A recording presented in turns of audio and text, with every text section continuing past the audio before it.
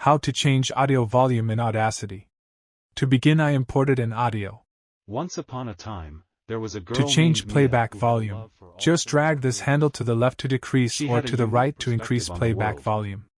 Another way to change volume is to change track gain value.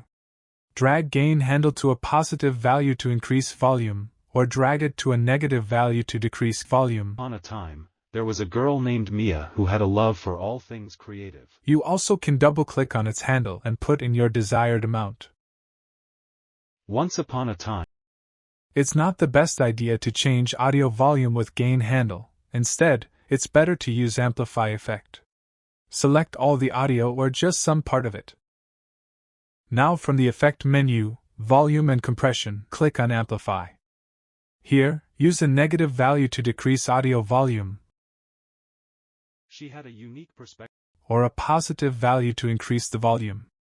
If you increase it more than a certain value, it will disable to avoid clipping audio because allow clipping checkbox is disabled, which is a good thing.